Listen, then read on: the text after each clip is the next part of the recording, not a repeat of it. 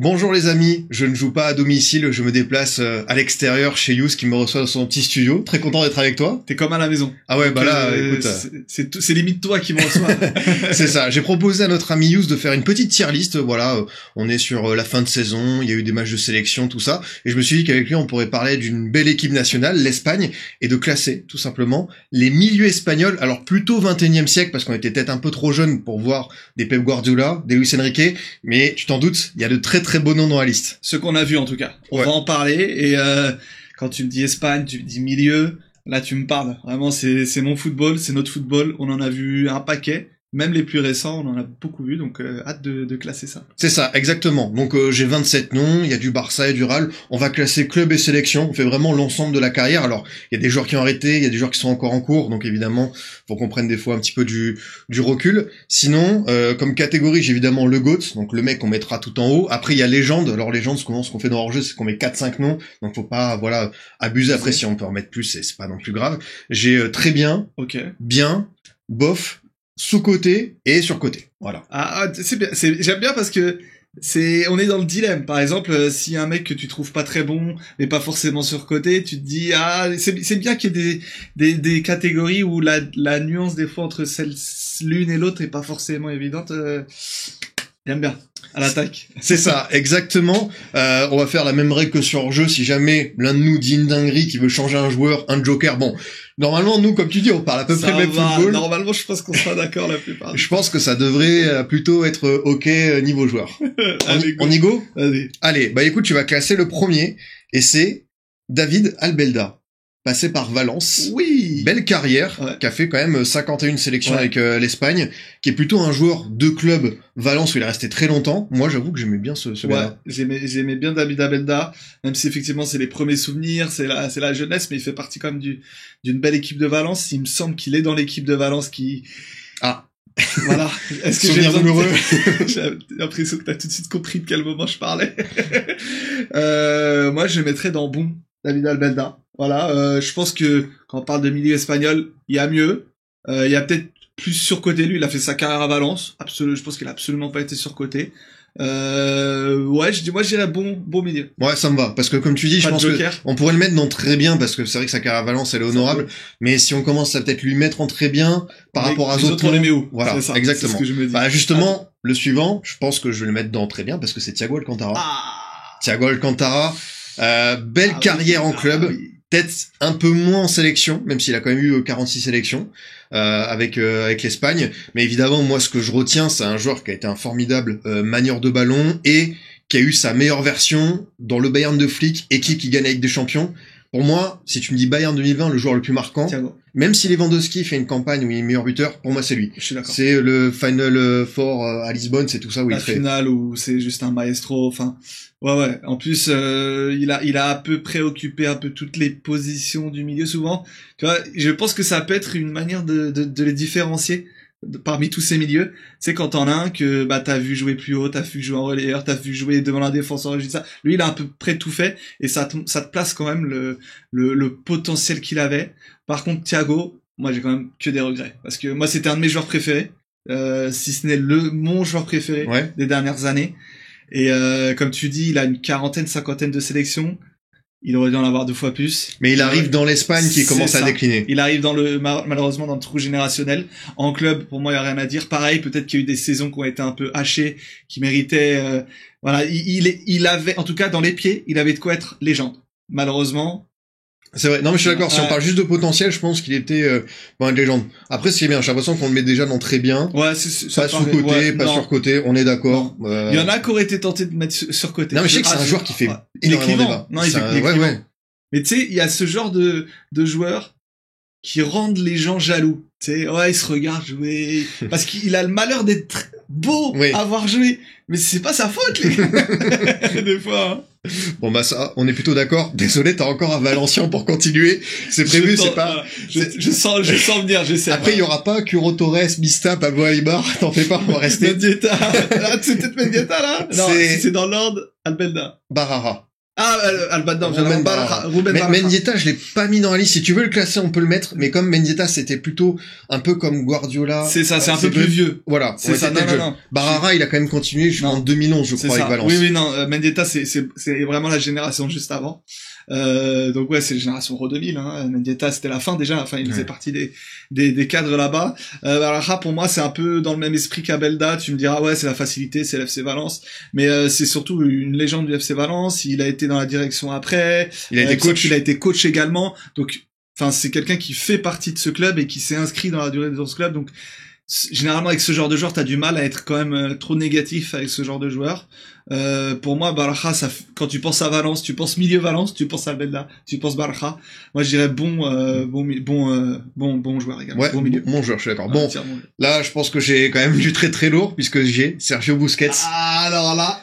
143 sélections, 3 LDC, un joueur, t'as dit ça sur Thiago Alcantara, des gens qui connaissent pas le football pour tentés de le mettre en surcoté. C'est un bon révélateur, ça. C'est un très bon révélateur. Alors, qui peut parler ou pas? C'est vrai que la fin était peut-être un peu plus difficile, mais au global, c'est le Barça, fin Coman, début de l'année 2020, qui était un petit peu plus en roue libre. Moi, Busquets, c'est légende. Ouais. C'est légende, il y a pas trop de doute là-dessus. Ouais. Il est dans l'Espagne qui gagne Coupe du Monde, qui fait l'Euro 2012.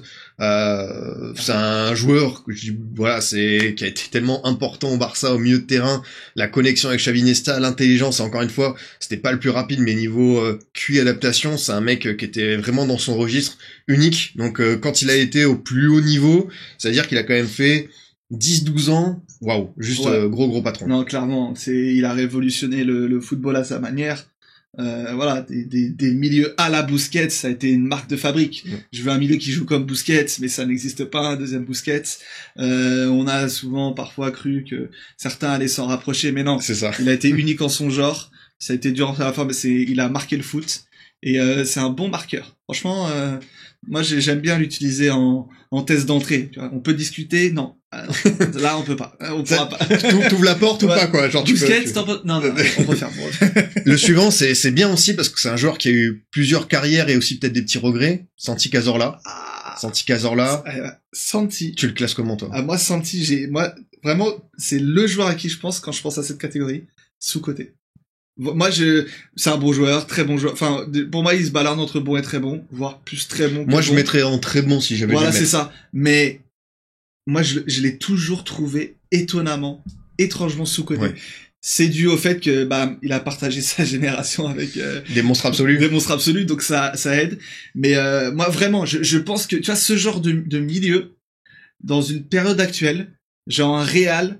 Là, tu vois, on parle du Real qui a besoin, tu vois, un Dani Ceballos, qu'on va sûrement classer après, un Dani Ceballos qui a beaucoup de minutes, beaucoup de matchs avec le Real actuel, mais un Cazorla, dans le Real actuel, c'est une star du Real actuel. Je pense c'est titulaire tous les jours, oui. Et moi, je pense vraiment que il a été sous-coté par beaucoup et il a eu le malheur de tomber dans la mauvaise période. En plus, il a eu des vrais moments franchement, très il aurait pas dû rejouer au foot, parce qu'il avait la cheville, c'était chaud. C'est juste fort. Donc, en termes de niveau, j'aurais mis très bon, tout ce que tu veux, mais moi, vraiment, quand je pense milieu espagnol sous-côté, je pense à certains et je pense à lui. Non, mais je suis plutôt d'accord. Et puis, en plus, il est revenu au Real Oviedo, où il joue toujours à 40 piges. C'est le genre d'histoire qu'on aime bien. Puis même le fait qu'il soit revenu jouer à Villarreal après toutes ses blessures.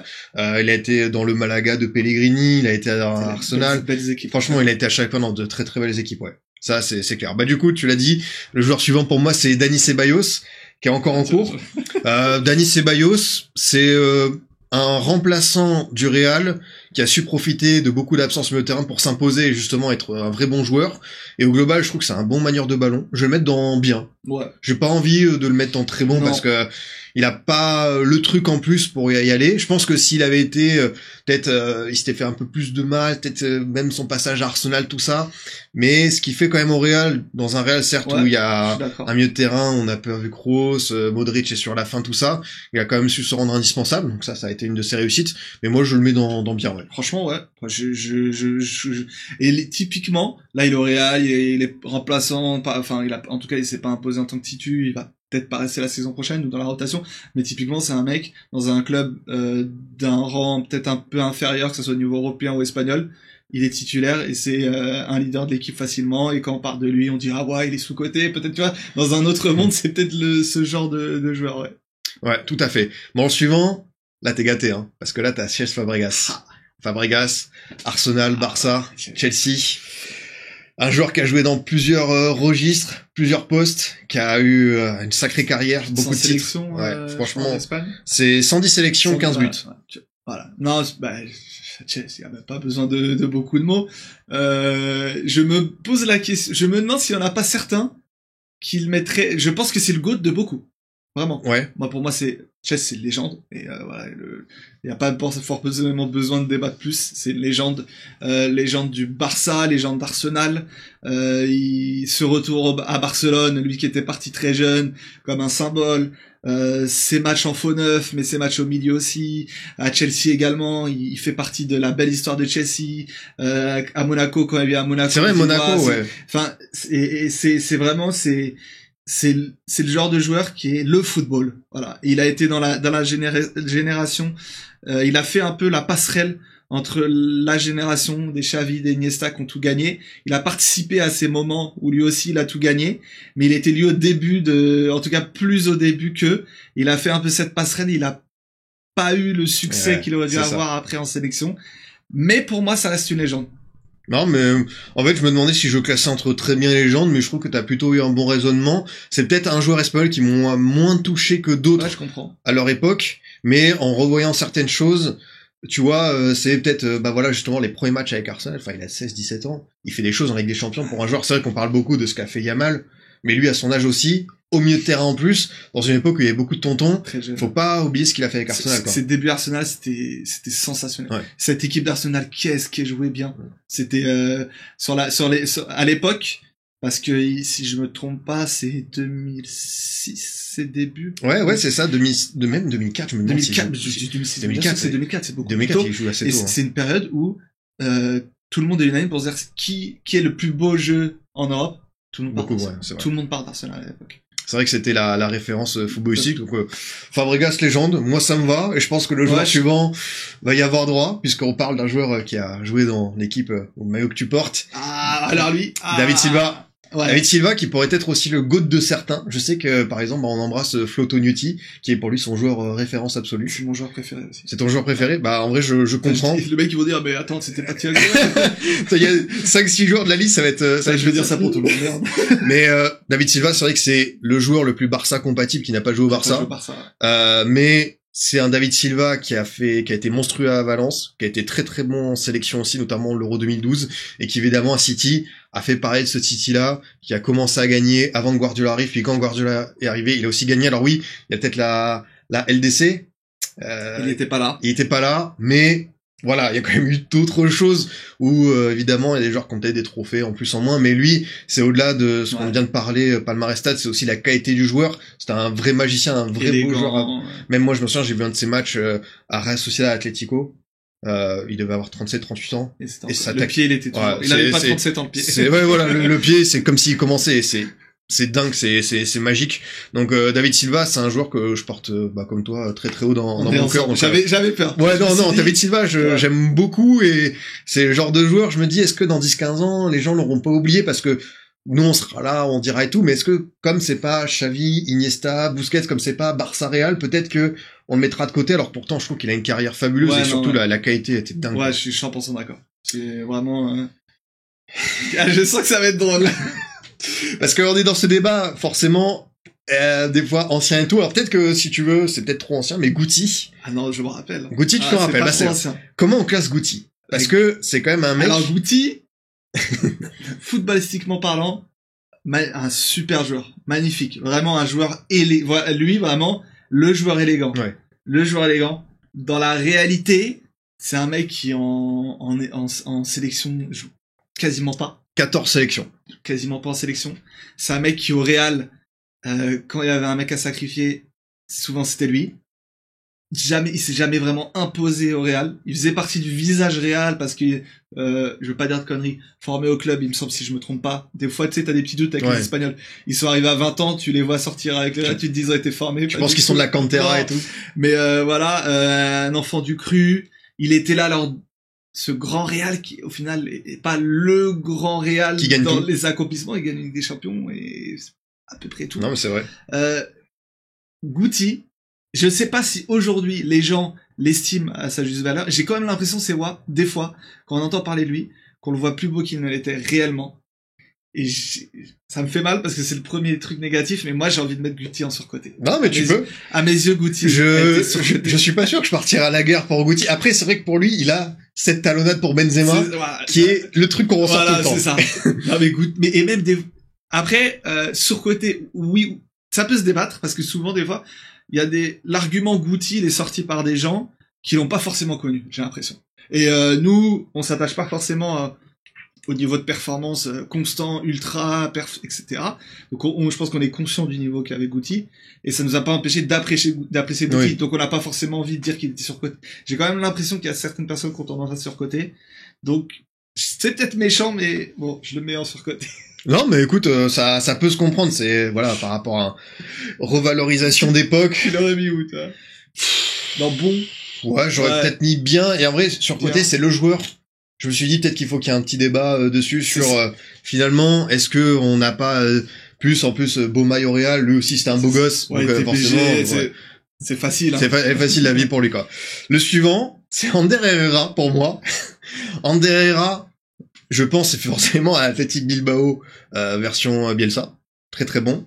United, un peu compliqué, remplaçant au PSG, il est revenu à Athletic, là je crois qu'il est à Boca. En vrai, si c'était juste Bilbao, j'aurais mis bien. Mais par rapport à tout ce qu'il a fait après... United, Paris... Moi, j'ai envie de mettre bof. Ouais, je suis d'accord. Ouais. Bof. Regarde les autres à côté. Est-ce que, pour moi, Barara, Albelda, c'est les joueurs plus marquants qu'Ander Herrera. Ouais, je suis d'accord. Ouais, 100%. Si on commence à... Je pense qu'il a eu quand même des belles périodes, encore une fois, au Pays Basque. Mais si je dois mettre un mec dans cette catégorie, c'est celui-ci. Et c'est ce qu'on disait. Eux, c'est des... Barara, Albelda, c'est des joueurs d'une équipe. Donc ça aide à avoir une bonne... Et comme si Herrera, il fait toute sa carrière à Bilbao, ça, on est là, on dit, ouais, bon... Voilà, exactement. Sans problème, ça se trouve. Mais il a décidé de bouger. Le suivant, c'est peut-être un petit peu dans le même cas. Azier Ilaramendi. Bof. Bah, tu veux pas traîner? Il nous a fatigué à l'époque, successeur de Xabi Alonso, il va au Real, il aussi vient de la Sociedad, etc. Tu sais, des fois, quand tu fais des ponts entre les joueurs, alors qu'il y a pas forcément à voir, très décevant au Real, après, il a su mieux rebondir dans le sens où c'est resté un bon, je pense, milieu de Liga. Maintenant, franchement, moi, ça me parle pas. Il y a cette déception de ce qui s'est passé quand il est arrivé au Real, pardon. Pour moi, c'est bof. Non, mais le transfert dans un gros club, on a vu qu'il est passé à côté, des petites blessures, tout ça, et puis même, tu as dit, s'il était peut-être resté à la Real, il aurait été dans notre Barra, quoi. Peut-être qu'il aurait été dans notre carrière. Bon, le suivant, est-ce que Yous, on se serre la main pour notre GOAT ou pas? Parce que c'est Andrés Iniesta. Voilà, je pense qu'il y a pas trop de débat. C'est vrai que ça peut simplifier la tâche parce que c'est vrai qu'on a fait les gardiens avec hors-jeu, il y a une team Buffon, il y a une team Neuer, tu vois, il y a peut-être un peu plus de sensibilité différente. Mais là, c'est la carrière, c'est le Barça, c'est l'Espagne, c'est des moments mythiques. Le but contre Chelsea, le but en finale. Et puis, ce que j'ai dit sur David Silva, je vais pas le redire sur lui, mais c'est vrai que lui aussi, en termes de très très bon manière de ballon, ce numéro 8, pour moi c'est le joueur espagnol le plus marquant. Ouais, c'est vraiment, je te cache pas que moi j'ai toujours à l'époque, on va en parler après. Moi à l'époque, mon préféré à moi, c'est l'autre. Ok, mais Iniesta c'est le GOAT. Il était au milieu ce que Messi était à l'attaque, tu vois. C'est cette génie, ces choses inventées, cette douceur avec le ballon, ses courses, ses dribbles, ses feintes de corps, ses passes, tout, ses buts marquants. Non, Andrés, on a été nourris à Andrés Iniesta, donc on est difficile maintenant. Non, franchement, je pense que il peut mettre tout le monde d'accord, mais tu l'as dit, il y en a qui vont avoir peut-être Fabregas, l'autre c'est Xavi. En vrai, je respecte, c'est la sensibilité de mais lui, je pense c'est celui qui a su combiner tout ça. Quand tu penses milieu espagnol, je pense que c'est le porte-drapeau, quoi. Le suivant, c'est un cas intéressant, parce que c'est Isco Alarcón. Isco, comment on le classe? Parce que lui, il a eu plusieurs carrières. Il y a eu Malaga, il y a eu le Real où il a des fois été remplaçant, il y a une période où Zizou lui a donné les clés du camion, c'était vraiment bien. Là, il y a le retour au Betis où il est très très bon. Isco, c'est aussi, on a parlé forcément de manière de ballon, c'est un joueur qui représente très très bien ça. Donc, lui aussi, c'est pas évident à classer, hein. Franchement, moi, dans mon football, Isco, c'est très bon. Ok. parce que je valorise énormément le fait d'avoir su rebondir à des moments où c'était très compliqué. Les débuts à Malaga, c'était incroyable. Les débuts au Real étaient compliqués, mais à la différence d'Aler Amendi, déjà, moi je ne cache pas que footballistiquement, il me parle plus. Oui, je peux comprendre, t'inquiète. Il part avec un avantage à ce niveau-là. Non, et puis ouais, comme tu dis, il y a eu cette deuxième vie au Real où quand Zidane revient, il est l'acteur vraiment. Il faut pas avoir peur de le dire, de certaines phases du Real qui ont été couronnées de succès en Ligue des Champions. Puis cette deuxième, troisième, quatrième naissance aussi au Betis. C'est un joueur qui a toujours su rester élégant, qui performe à différents degrés. Tu vois là, on parle d'un Betis qui arrive en finale de Conference League, qui est toujours là de temps en temps en Europe, qui nous fait rêver. Isco, c'est peut-être un peu subjectif, mais moi, en fait, je me dis que jurisprudence, Albelda, Barça, qui sont des bons milieux, voilà, des milieux ok, c'est l'Espagne, l'avant, Valence et tout. Mais un Isco, moi, footballistiquement, ça vient me titiller encore plus que ces joueurs-là, donc je suis obligé de le mettre en très bon. Je te comprends, tout à fait. Pour moi, l'argumentaire est bon, et honnêtement, ouais, ça fait plaisir de voir une renaissance comme ça. Puis un mec, il a eu une belle connexion avec Fekir, tout ça. Enfin, à chaque fois, il a su aussi bien s'entendre avec ses meilleurs de ballon. Moi, j'ai un autre registre de milieu de terrain, c'est Koké. Ah, Koké à classer. Mais intéressant aussi. Ouais, moi, Koké, je le mets dans très bon, parce que quand même, autant duré à Atlético de Simeone. Il y a eu des finales avec des champions, il les a pas remportés, mais il a quand même remporté 2 Ligas. Ça a été un lieutenant du Turismo. C'est un mec qui a quand même été un peu plus offensif, puis il s'est un peu plus reculé dans le jeu. Je trouve qu'il y a une belle évolution. Et au global, voilà, c'est vrai que quand même avoir duré autant de temps, il a quand même une petite 40 sélections quasiment avec l'Espagne. Donc pareil, c'est la période qui est un peu plus compliquée, mais ce qu'il a fait en club, ça reste quand même un élément majeur. Ouais, non, il a, comme tu dis, cette partie sélection espagnole, elle est à valoriser, non pas parce que effectivement c'est pas la meilleure période de l'Espagne, mais il a quand même été un des cadres d'une période de l'Espagne. Lui qui était peut-être, tu vois, d'un rôle ou d'un profil différent, venant d'une école qui est voilà, pas forcément celle à laquelle on pense tout de suite, école Atleti, dans une Espagne qui a toujours eu une dominante Real, Barça, parfois plus Real. Lui, c'est à être imposé quand même dans une sélection espagnole de cette manière, même si c'est pas la plus couronnée de succès. Ça en dit long. Il a eu plein de rôles, plein de vies à l'Atlético. Respect, ouais, je suis 100% d'accord. C'est ça. Un autre colchonero, ça tombe bien. Marcos Llorente. Pour moi, c'est pas un mauvais joueur, Marcos Llorente. C'est un joueur qui est intéressant parfois, c'est clair. Mais bon, je sais pas. Moi, Marcos Llorente, j'ai en tête un mec qui, au final, il a joué à beaucoup de postes différents. On lui trouve un couteau suisse. Par exemple, je sais pas, bon, c'est une comparaison un peu différente, mais Iniesta, jamais on en serait, ça nous serait venu à l'idée de le mettre arrière droit. C'est que, ouais, il y a des niveaux quand même. Marcos Llorente, rien contre lui, vraiment. C'est un joueur qui peut être intéressant par fréquence, mais vraiment bof quoi. Voilà, non mais. Et puis il faut en mettre quelques-uns quoi. Ouais, non mais il y en a pour tous les goûts. Pour moi c'est bof, Marcos Llorente. Désolé. Moi le suivant j'ai Juan Mata. Ouh. Alors qui est peut-être un peu plus offensif que certains, mais j'ai pris, vous avez compris, j'ai oublié de dire, j'ai pris défensif, relayeur offensif. Ouais, t'as raison. Ceux que la catégorie de données, c'est pour ça que oui, on peut jauger un Isco et un Marcos Sella qui ont pas du tout le même registre, mais c'est le principe de s'amuser aussi. Juan Mata, écoute, je vais quand même le mettre dans très bien, je pense. Ouais. Parce qu'il y a Valence, parce que la Chelsea était très fort. Ouais. United, même si United, il a été très longtemps là et que petit à petit ça a reculé, mais il a quand même rendu beaucoup de services. Et non, Juan Mata pour moi c'est quand même un super joueur de. Ça me va bien. Super joueur de club. Je me souviens surtout de cette période Chelsea où il a été très très fort à un moment donné, avec le transfert United, on s'était dit ok là c'est quand même assez costaud. Donc ouais, je pense qu'il mérite cette catégorie très bien. Je suis d'accord. Ok, parfait. Le suivant, intéressant, Javi Martinez.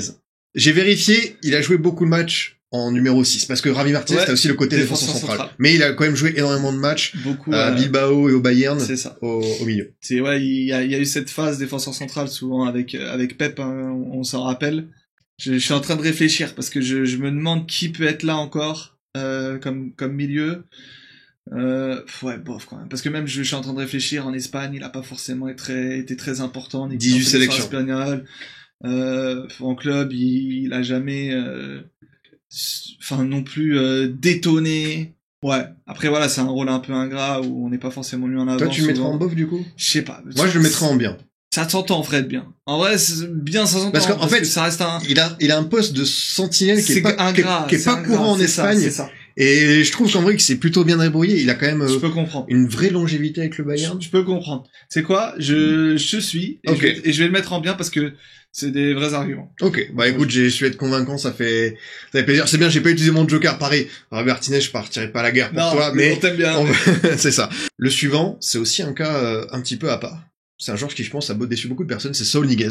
Saul Niguez, qui a démarré très fort. On a parlé de Guti, la talonnade. Saul Niguez, le but contre le Bayern, plus au Vicente Calderón, le stade ancien. Et après, shit. Mais vraiment, il a fait un passage anecdotique à Chelsea. Là, il est à Séville. Je pense j'apprends peut-être aux gens qui jouent à Séville. Ouais, parce qu'il a disparu des radars. Il a commencé très très fort.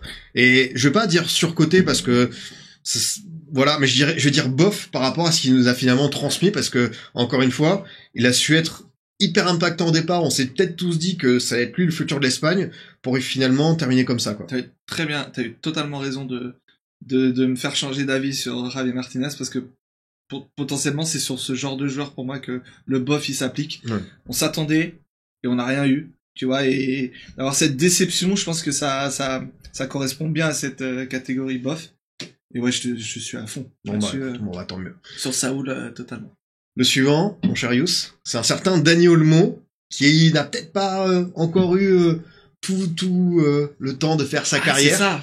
Et, si tu veux, on peut le mettre en inclassable, hein, mais je veux dire, qu'est-ce qu'on en pense pour l'instant, à l'instant précis de la carrière de Dani Olmo? Bah, à l'instant précis, il y a des moments, bah, comme cet euro avec l'Espagne qui vient d'arriver où il a été un des meilleurs, il a été ultra important et il y a rien à dire.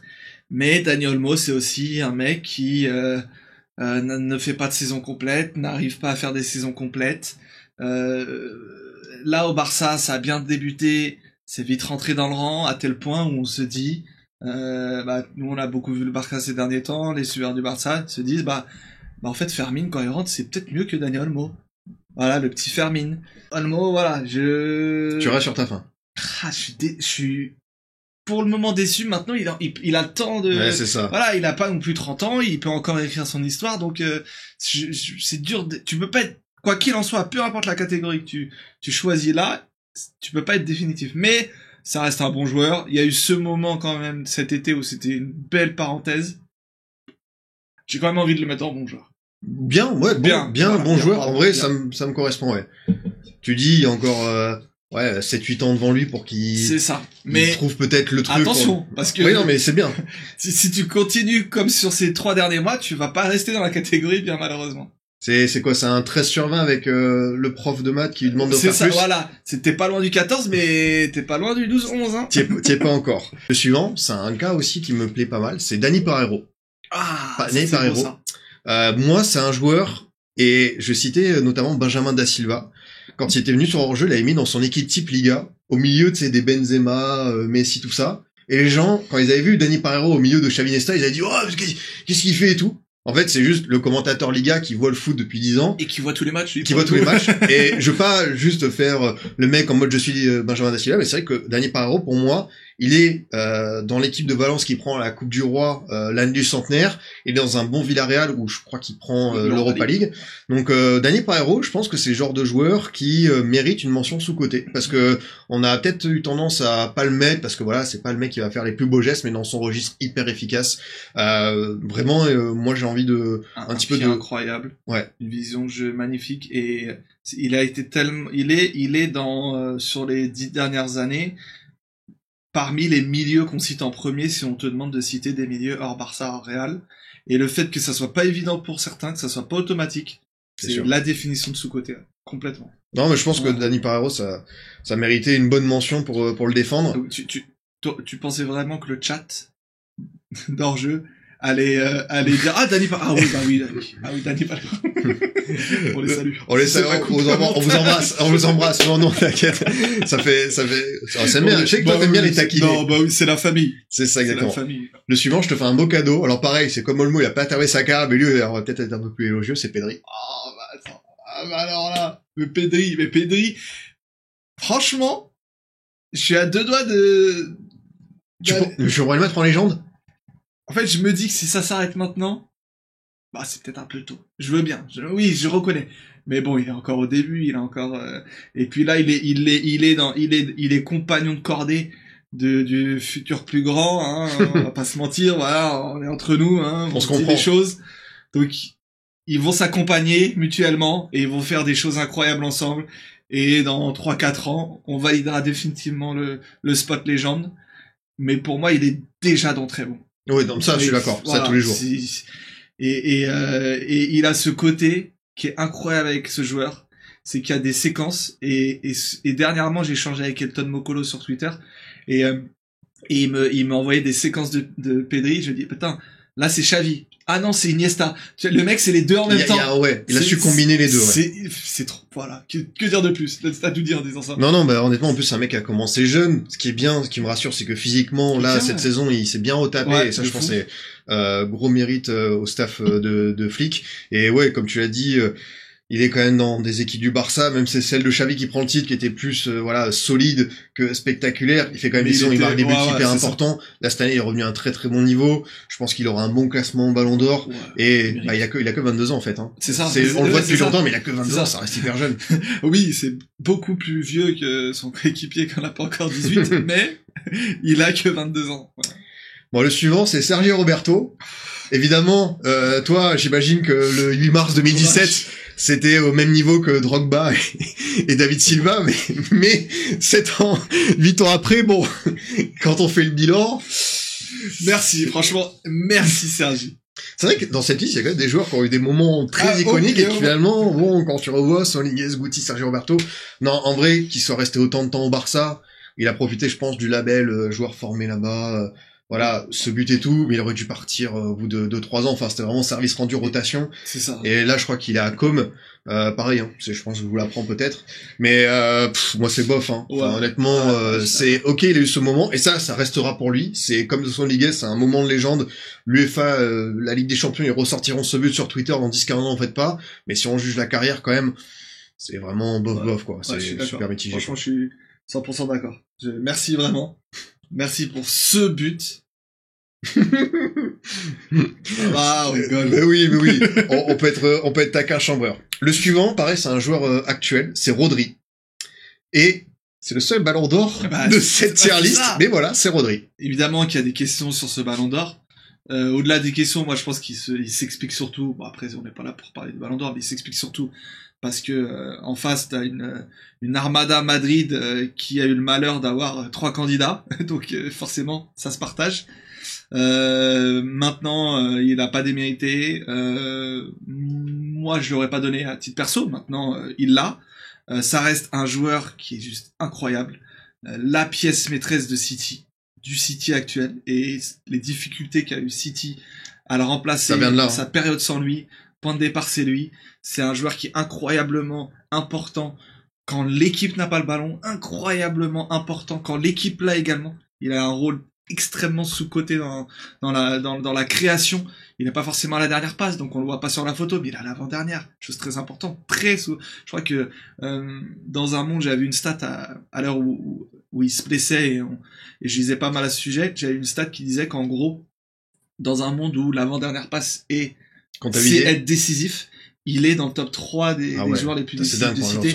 Voilà, c'est un mec qui a aussi une frappe de loin de fou, qui te débloque énormément de situations. Le but en finale contre l'Inter. Un coffre de dingue, il est sur les moments légendaires, il a une Ligue des Champions, un Ballon d'Or. Déjà, 1 euro. Même si sa carrière jusqu'à la fin sera ou pas ok ou juste bonne, et à la fin de sa carrière, on sera obligé de le placer en légende parce qu'il y a trop de moments marquants. Ouais. Et là, à l'heure actuelle, je me dis que sa carrière s'arrête là. Il y a trop de moments. En fait, il a trop de moments. Et son importance est capitale. Donc, c'est dans un rôle différent. Mais pour moi, vraiment, Rodri, c'est une légende du football espagnol. Voilà. Je pense que on est arrivé à un moment où, peu importe ce qui se passe sur la suite de sa carrière, il y a eu des moments beaucoup trop hauts. Il y a eu des pics beaucoup trop hauts pour ne pas le mettre en légende. C'est vrai. Moi, j'hésitais entre légende et très bien. Mais ce que t'as dit, en rappelant évidemment que sans lui, City a un petit peu coulé, que il y a ce ballon d'or qui est discutable, voilà, enfin, Vini, lui, bon, voilà, c'est un trophée individuel, mais quoi qu'il arrive, il l'a, et que ce soit sélection et club, il est quand même sur pas mal de bons marquants, donc en vrai, ça s'entend, ouais, tout à fait. Ouais, bon discours. Là, on va pas avoir besoin du Joker. On va peut-être pas avoir besoin du Joker. Pour la forme. Le suivant, moi, c'est Marcos Senna. Ah, et Marcos Senna, pas mal. C'est pas mal, parce que c'est assez ouf, il a que 28 sélections, mais il y a quand même cet Euro 2008 de légende. Aussi, il y a Villarreal, où ça a été une pièce maîtresse. Ouais. Pour moi, Marcos Senna, c'est soit très bien, soit sous-coté. Ouais. Parce que c'est le type de joueur que peut-être les gens ont oublié aujourd'hui, et pourtant, il est avec cette Espagne qui lance son air, et on a parlé de profil. Dans le jeu espagnol, c'est pas celui auquel on pense en premier, mais Luis Aragonés, quand il lui fait confiance justement dans ce milieu de terrain-là, bah, il a su être assez remarquable. Donc, moi, je vais me faire plaisir, je le mettrai en sous-côté pour rappeler à quel point c'est un joueur qui mériterait d'être remis en lumière, je trouve. Ouais, c'est beau. J'aime bien, je valide. Le capitaine du sous-marin. Par exemple, tu vois, je pense que tu demandes à un panel de 50 suiveurs de foot de te citer des milieux espagnols. 10 milieux espagnols? Il y en a quasiment aucun qui le cite, et je suis sûr que t'en auras certains qui vont citer un Guti, par exemple. Alors pour moi, dans l'histoire de l'Espagne. Ah oui. Guti est largement devant. Ouais, enfin, Guti. Marcos Senna est largement devant. Donc voilà. Marcos Senna est bien devant. Le suivant, ça c'est peut-être un des plus bourbiers, Fabian Ruiz. Fabian Ruiz, ça fait un petit moment qu'il est très sous-coté par les supporters de son équipe. Et je pense qu'il le rend bien cette saison, en montrant à quel point il est ultra important. Tu sais, l'autre jour, avant de préparer mon émission, je jugeais les mercato idéal de l'OM qu'on m'avait envoyé. Je regardais ceux du PSG de l'été dernier. Ah ouais. Et tu voyais, tout le monde le tèche. Personne ne gardait Fabian Ruiz. C'était impensable. Et pourtant, il sortait d'un Euro, voilà, quoi. Et le mec, tu vois, c'est le genre de non, j'en veux pas, non, mais attends, regarde comme, je trouve qu'il est énormément sous-coté maintenant il est peut-être un peu moins parce que c'est toujours plus facile de pas être sous-coté quand t'es dans une période faste pour une équipe. Là, l'heure est pas à descendre par Fabian Ruiz, ça va trop bien. Tout va bien. Quand il y aura un peu plus de difficultés, peut-être que c'est un des noms qui reviendra. Mais du coup, ça s'explique sans doute par ça. Mais c'est un joueur qui se déplace tellement bien, qui interprète tellement bien les espaces, qui est intelligent, qui est décisif, qui a un pur pied, qui a une frappe de balle monstrueuse, qui est pas forcément dans la lignée des milieux espagnols.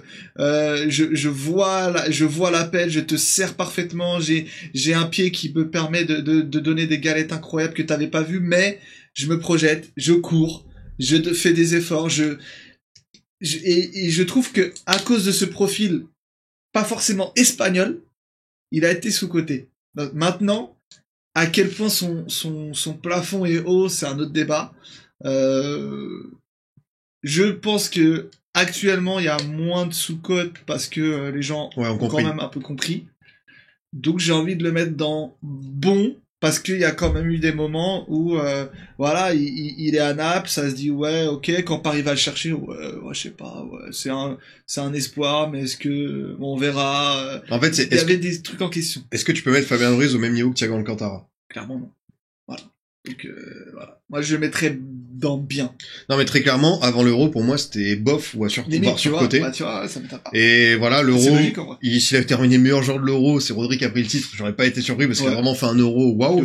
Et, avec le PSG, ouais, il s'est imposé. Désormais, comme tu dis, c'est Neves, Vitinha, Ruiz. Et il y a plus trop de débat, donc, chapeau à lui pour avoir terminé ça. Bon, on va terminer avec deux beaux noms, Yous. Là, je pense que ça peut aller très très haut niveau catégorie. Xabi Alonso. Real Sociedad, Liverpool, beau nom, là. Real Madrid, Bayern, la sélection espagnole, il est sur plusieurs titres. Pour moi, c'est légende. C'est légende. Parce que pareil, t'as parlé de pied, pour avoir revu des images pareilles de Liverpool avec son pied droit, il y a certaines passes qu'il avait réussi à faire pour aller chercher du Torres, du Kuyt, même du Gerrard, des fois qu'adorait ça, où je dis waouh, putain, c'est vraiment un joueur de folie. Je comprends, en plus, il y a à la Real Sociedad, c'était Denoex qui l'avait comme joueur entraîneur, et pareil, Denoex qui parle de lui, il a dit moi très très vite, ça a été la pièce maîtresse, mon maestro, et ouais, derrière le Real, il gagne aussi avec des champions, même s'il est sur le banc en 2014, il y a la finale d'Istanbul où il est sur la photo parce qu'il marque ce penalty, même s'il a arrêté dans un premier temps par Dida, il est au Bayern avec Pep Guardiola, une équipe qui a été très très belle avoir joué, même s'il n'y a pas de titre en LDC, et il y a toujours ces Euros, cette Coupe du Monde, donc pour moi, Xabi Alonso, c'est légende. Ouais, je suis d'accord avec toi. Franchement, j'ai pas grand chose d'autre à dire. Xabi, grand respect, et en espérant que la carrière d'entraîneur soit à la hauteur du joueur qu'il a été, pour l'instant, c'est pas trop mal parti. Ouais, ça c'est très clairement le cas. Et moi, comme j'ai un vrai affect Liverpool, Xabi Alonso à une époque, ça a été mon goût espagnol. Ça m'étonne pas. Ouais, c'est pour beaucoup de fins gourmets, ça l'est. Du coup, en parlant de gourmandise, X, voilà, X, hein, donc voilà. Forcément. Xavi Hernandez. Que dire de plus, il aurait pu être le GOAT comme ça. Bah vraiment, je dis moi à titre subjectif de l'époque, c'était mon GOAT. Voilà. Xavi, c'était mon GOAT à l'époque du Grand Barça. Je sais qu'il est clivant, il y en a beaucoup qui ont rien ressenti en le regardant, et je comprends absolument pas. Je vais pas dire que je peux le comprendre, je le comprends pas. Je le comprendrai jamais. Peut-être qu'il y en a qui confondent être traumatisé et ne rien ressentir. Parce que voilà, bien sûr que Iniesta prenait beaucoup de lumière, mais Xavi, c'est aussi des saisons où il était meilleur passeur de Liga, il finissait des saisons à plus de 20 passes D, ouais. C'était quelque chose de normalisé pour lui. Regardez la liste des meilleurs buteurs d'Europe à l'heure actuelle, même les très bons passeurs, les créatifs, c'est pas tout le monde qui passe la barre de 20 passes D. C'est un joueur ultra intelligent, absolument pas seulement une toupie comme certains peuvent le réduire. Moi, c'est limite si c'est mon GOAT, mais voilà, quand on prend un peu d'objectivité de hauteur, c'est légende, il n'y a aucun débat. Je suis très déçu par contre de la tournure qu'a pris sa carrière d'entraîneur.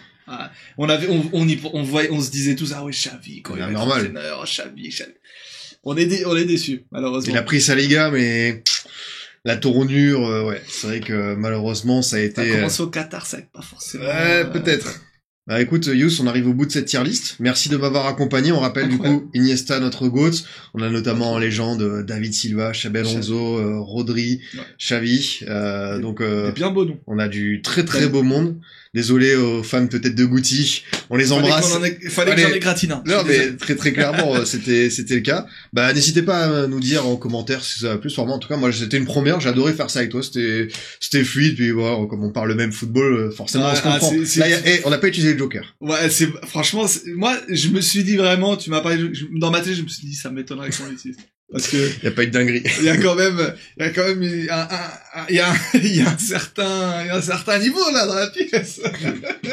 Bon bah parfait les amis, merci à vous de nous avoir suivis, on peut vous dire à très vite pour une nouvelle vidéo. Salut.